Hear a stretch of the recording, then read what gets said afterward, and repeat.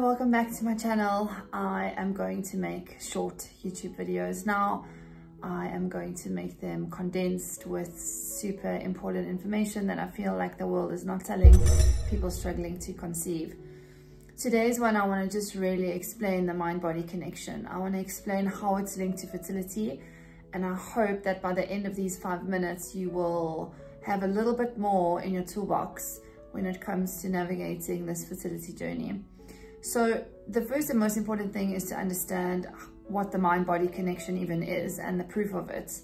So there is massive proof, but 3 of the most important studies to remember when it comes to is the mind and the body actually connected, or are the mind and the body actually connected. The first one is the placebo effect.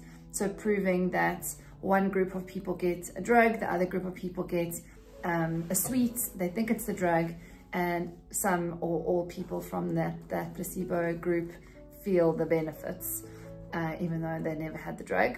The second one is the cardiovascular meditation link. So meditation is obviously linked to the mind, calming the thoughts. So if you can calm your mind, you have a direct impact on your cardiovascular risk factors like blood pressure and pulse. So they've proven that people that meditate can improve those outcomes. Therefore, calming the mind calms the body.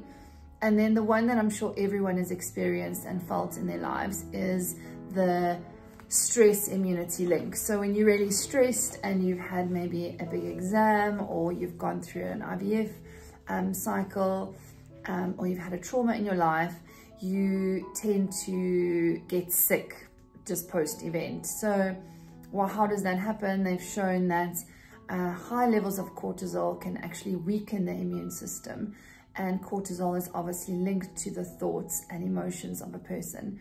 So that is proof that the mind affects the body. And so how does it affect fertility? The most important thing to understand is the high level mind-body connection. So if thoughts like, so stressed about this exam or this round of treatment can create high levels of cortisol and then a reduction in the immune system, surely similar things can happen when it comes to your fertility. So that's the first thing, is to understand the mind-body connection. The second point of this video is to tell you about the physiology of that effect. So there's a little chemical in the body called a neuropeptide. Now, what a neuropeptide does is it is released in the moment an emotion is felt in the body. So a neuropeptide could cause something like goosebumps if you're watching a beautiful theater show, or it can cause tears in your eyes if you just think of a memory of a sad moment, you potentially someone you've lost.